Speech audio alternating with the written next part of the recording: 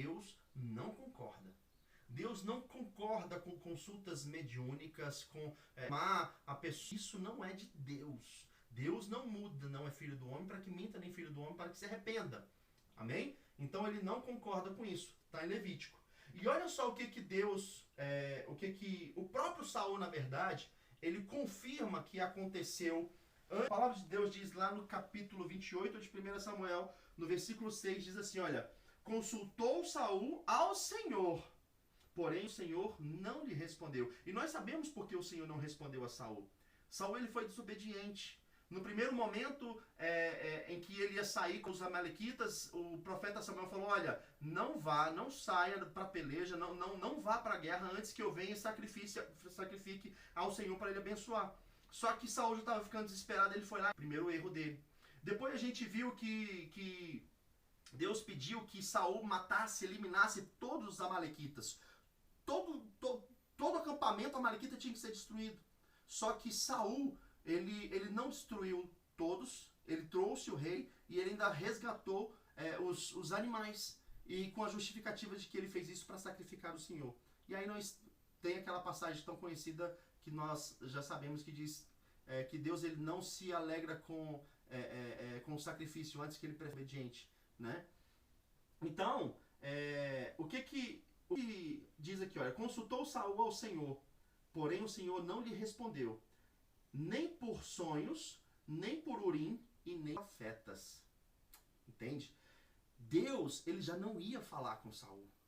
Deus ele não ia falar para Saul, não ia direcionar Saul. Deus já tinha se afastado de Saul por causa daquilo que ele havia feito. Ele já tinha desagradado a Deus. Samuel falou para Saul lá atrás, olha, Deus se afastou de você e ele levantou já um novo rei. Você já não é mais ungido do Senhor. Deus já tinha se distanciado, se afastado de Saul. E porque Deus não respondeu, ele recorreu ao necromante, ele recorreu a uma médium para poder, o espírito de Samuel, fazendo justamente aquilo que a palavra de Deus condena. Então, se nesse próprio capítulo diz que Deus não iria, que Deus iria falar com Samuel por meio de por que Deus ia falar com Saul por meio de Samuel?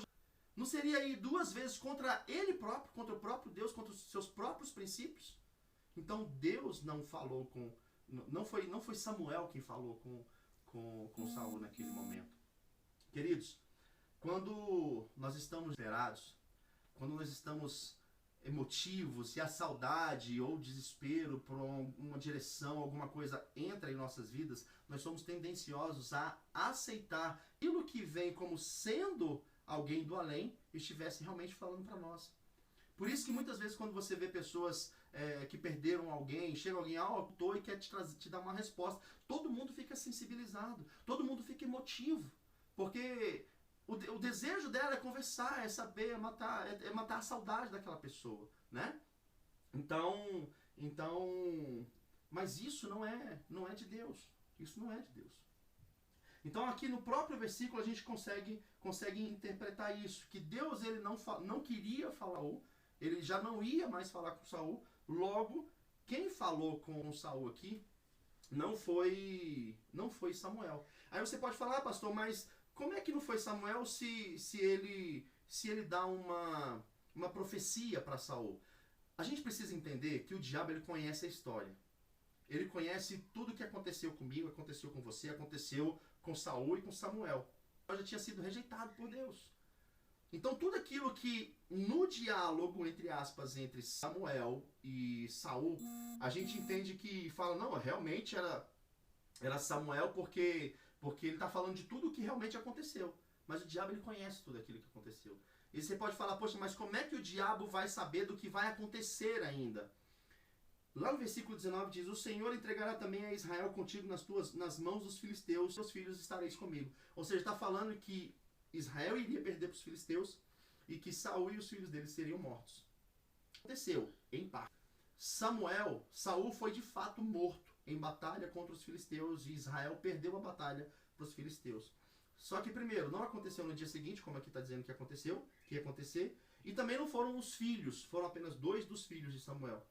De fato, Saul morreu, né? Por que ele morreu? pré-requisito do que a gente acabou de ler agora há pouco, Levítico 20, capítulo 6. Aquele que recorrer aos necromantes e aos adivinhos para se prostituir com eles, voltar-me contra esse homem e o eliminarei do meio do meu povo. O diabo não estava fazendo a profecia.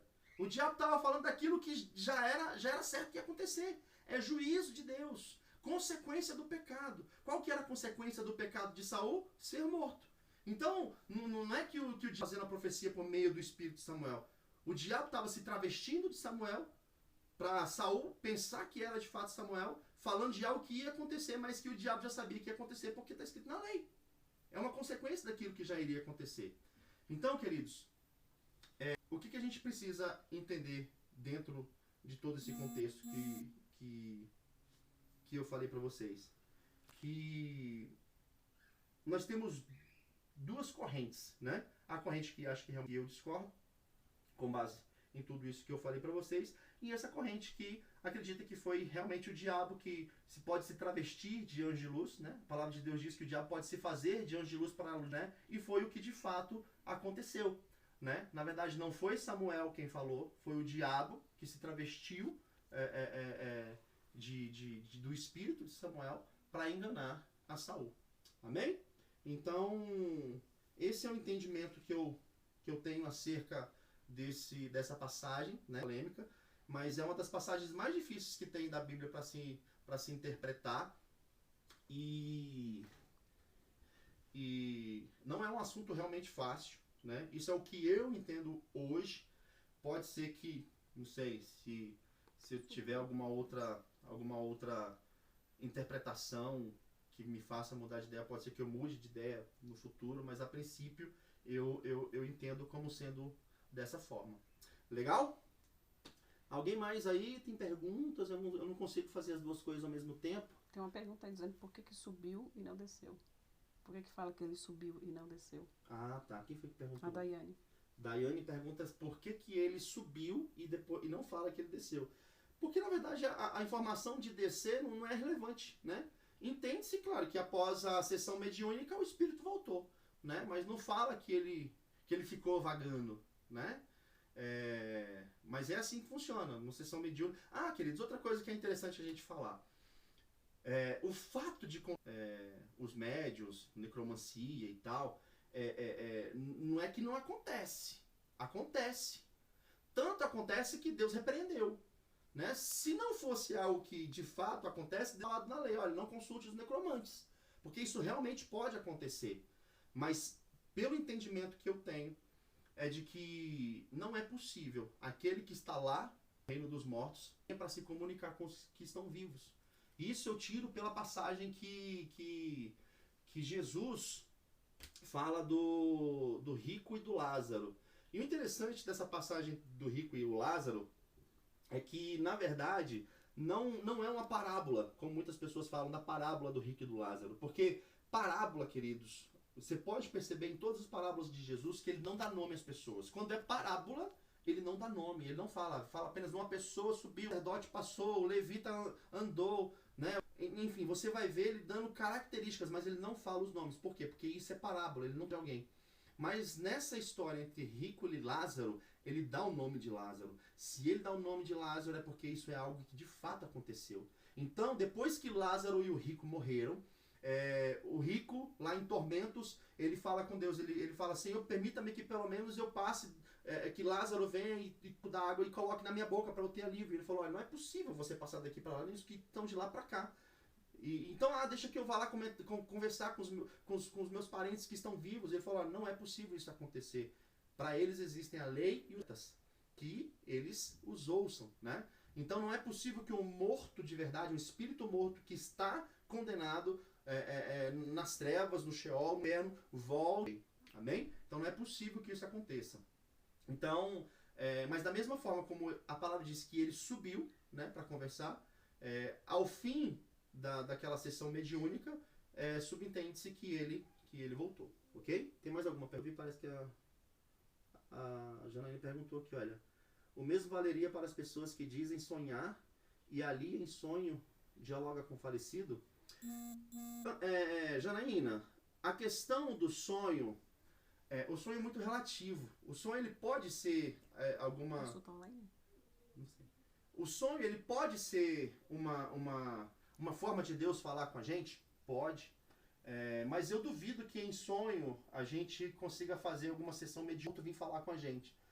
Eu entendo que o sonho, boa parte dos sonhos, e para isso a gente precisa saber conhecer bem, é que o sonho, na verdade, ele é um resgate daquilo que está no nosso subconsciente, que nós, durante o dia a dia, naturalmente a gente não pensa, mas está lá no nosso subconsciente. Quando a gente dorme, o subconsciente vem à tona e a gente faz aquela bagunça, muitas vezes, né? Coisas que a gente às vezes não entende, não interpreta, e por isso que é fácil em sonho você falar, porque o fulano que já morreu, eu estava conversando com ele, ele me falou e tal. Por quê? Porque talvez é aquilo que a pessoa nutre no seu são coisas diferentes, são coisas distintas. Vê se o paizão tá online, não? Deixa eu verificar aqui se tem mais alguma pergunta.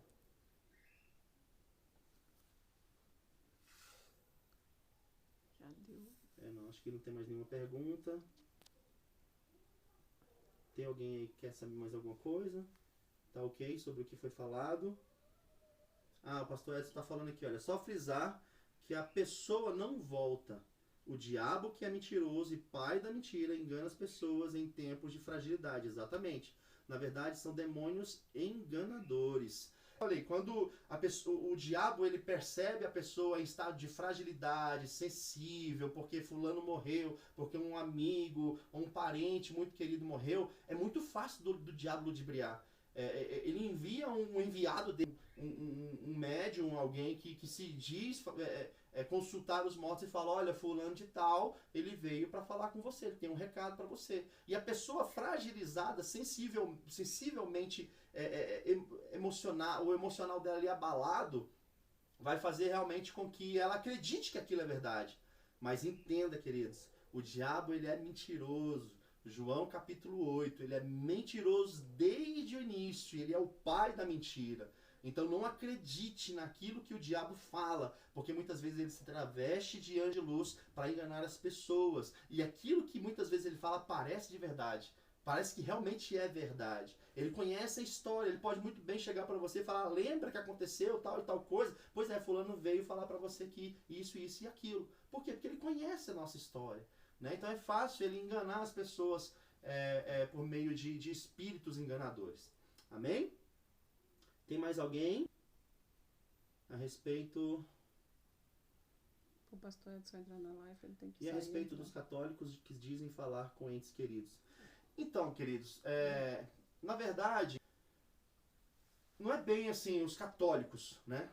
Porque o catolicismo também, o catolicismo mesmo, o católico, apostólico, romano, aquilo que Roma, que o Vaticano determina, os necromantes. A grande questão é que tem muitas pessoas que são mais liberais. E por falta do conhecimento da palavra, o que a palavra de Deus diz? O meu povo perece porque lhe falta conhecimento. Por não conhecerem, não conhece, por exemplo, tais passagens. Então é muito fácil, por exemplo, acreditar em coisas sobre Allan Kardec, como o Espiritismo, como Chico Xavier, né, como no nosso contexto aqui, tem no Gama lá o João 23, né, que faz sessões mediúnicas de cura e tal. Então, as pessoas elas não sabem fazer a separação de fato da sua religião para uma outra religião. Né? Então, o que nós chamamos de sincretismo religioso. Acreditam em várias coisas ao mesmo tempo. Acreditam em Deus, em Jesus, em Espírito Santo, em espíritos que voltam, em espíritos que vêm e que vão. Né? Por quê? Porque não conhece exatamente aquilo que a sua própria fé ensina, né? Por falta de conhecimento. Então, não é que os católicos fazem isso. Alguns católicos que não conhecem a palavra, e da mesma forma não é só católico, evangélico também, né?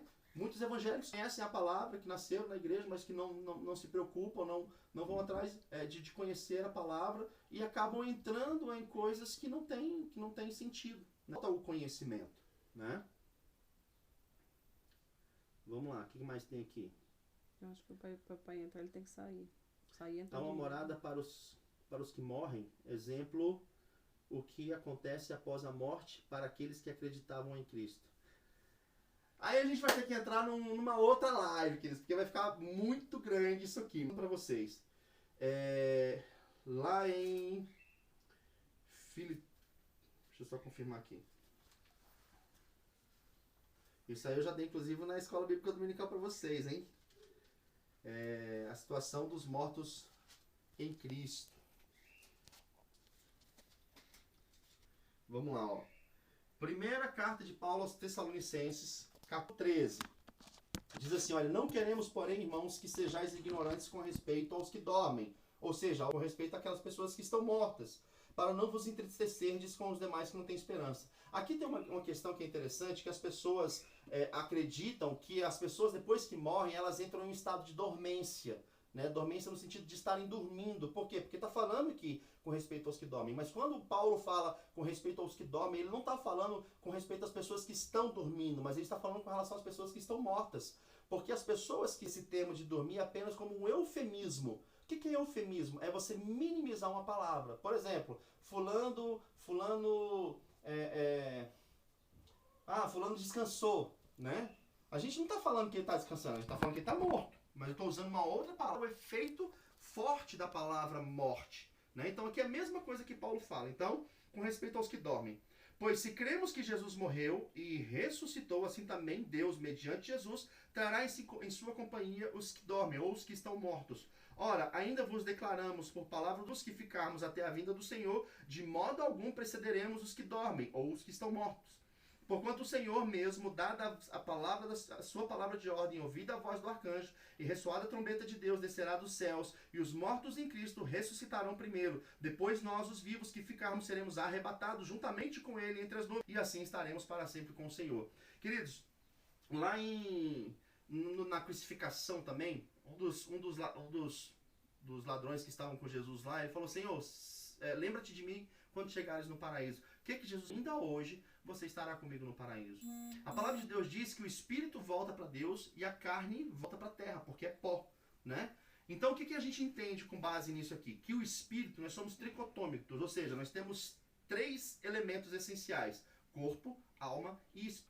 O corpo volta para o pó, o espírito volta para Deus, amém? O espírito, depois de morto, está com Deus. Foi para Deus, está na glória com o Senhor, né? O que não aconteceu ainda nesse momento é a inauguração do novo céu e a nova terra, que isso só vai acontecer depois que Jesus voltar, né? Mas até esse momento vai haver com Deus nos céus e quem estiver aqui, quem morreu, quando Jesus ressuscitar dos mortos, e aí vai se encontrar com o Senhor nos ares. Então eu entendo que esse corpo que ressuscita dos mortos, esse vai ser o corpo glorificado. O Espírito está lá no céu e esse corpo glorificado vai inaugurar o novo céu e a nova terra depois que Jesus voltar. Então não tem um estágio, não tem um limbo, um purgatório, não tem nada disso. A pessoa morre aqui e vai direto para o céu. Amém? É por isso porque se existisse, né, outro nível, se existisse um outro lugar onde a pessoa descansa, entre aspas, ou precisa se purificar para então chegar no céu, a gente estaria anulando automaticamente a cruz de Cristo aqui na terra. E a cruz de Cristo foi suficiente para nos condicionar, para nos justificar a nos levar para o céu. Amém, queridos? Se a gente falar que existe um purgatório, um limbo para a pessoa, a gente está falando que a cruz não foi suficiente e que além da morte de Jesus precisam de velas, de pessoas rezando, orando aqui, para que essa pessoa se purifique para chegar no céu. Então a cruz de Cristo. E não é esse o caso. Tá bom? Deixa eu ver aqui coisa. O tempo já deu, mano.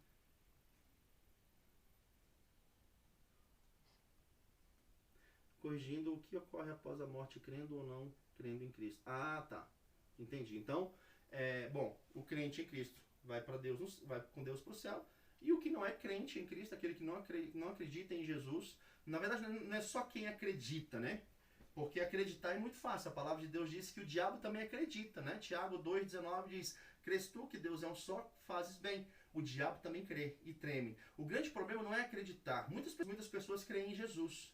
O problema é que em Deus ou em Jesus entrega a sua vida para que Ele domine, para que Ele conduza, para que Ele direcione. Não se arrepende dos seus pecados, porque é pré-requisito para a salvação. Arrepender dos pecados e aceitar Jesus como único, suficiente e eterno Salvador.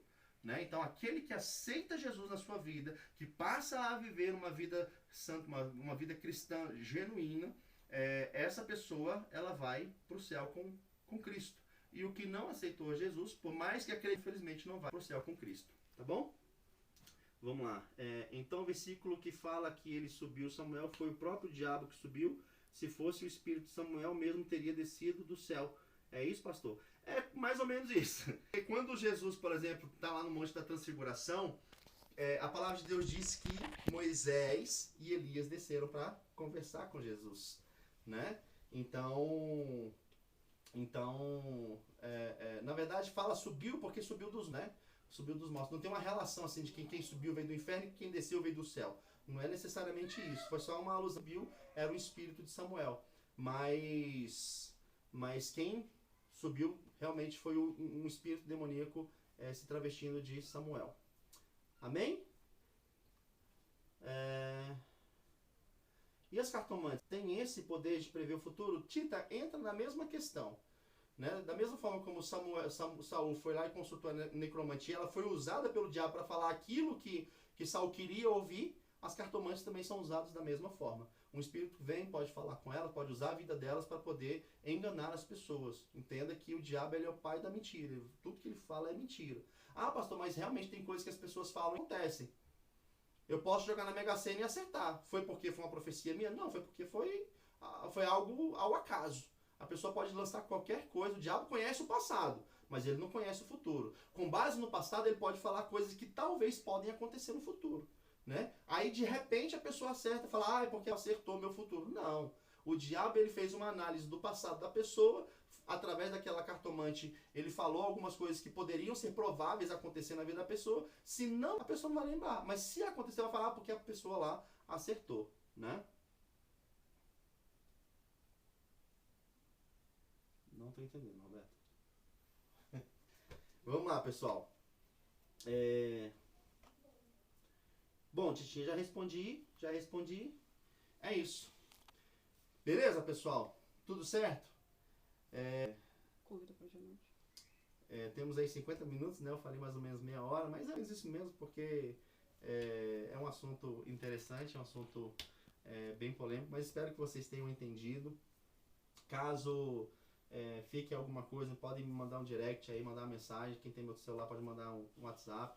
Quem sabe a gente não volta num outro momento para tratar de um assunto, alguma live novamente, amanhã, depois, ou enfim. Eu vou lançar aqui uma enquete sobre o que a gente poderia falar e a gente volta a fazer uma live novamente, beleza?